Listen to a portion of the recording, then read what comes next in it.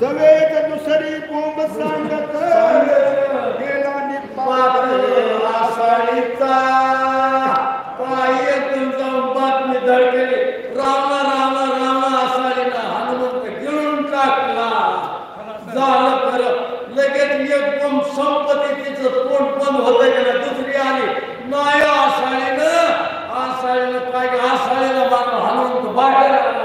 ग्रंचा मारिनी पडल तार विटाळली सुरपण काय आता मारिली आसळी काय कोण कोण हे दुःखा मी सासू सुय रावण विचार करतोय काय हनुमंताने या माकडानं माझ्या मागे एवढा पराक्रम एकाला सोडला. एवढे बनकर किंकर सगळ्याला धुळवळा केला. तिकडं क्रोंचा मारली. आणखी सुप अशा प्रकारचं मारत मारत हनुमंत आता पुढं काय करतो की आय जोरी घोणी उद्रात नकरी राक्षसनीचा तो इंद्रजिताचा करील घात चळी कापत रावण चळी कापत रावण पाक रावणाला दाखवाला. रावणच घाबरायला. राम थरथर करू लागला. मला जण एवढ्याला मारणारा हनुमंत आहे.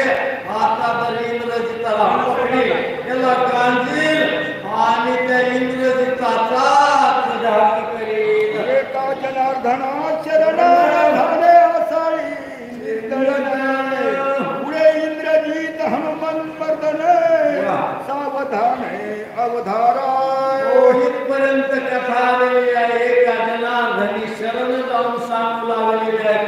आषाढीचे झाले निर्दळन. पुढे आणखी इंद्रजिताचं मर्दन हनुमंत राया करतील.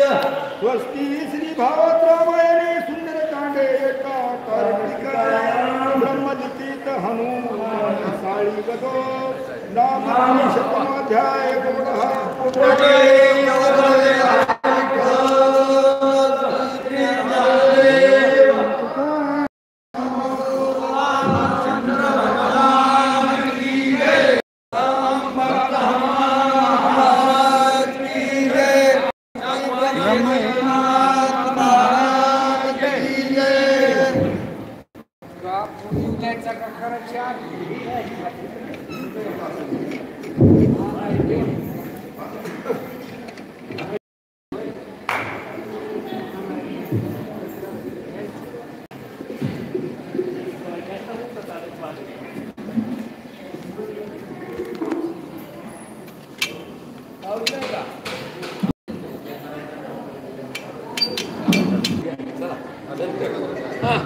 चालू करा.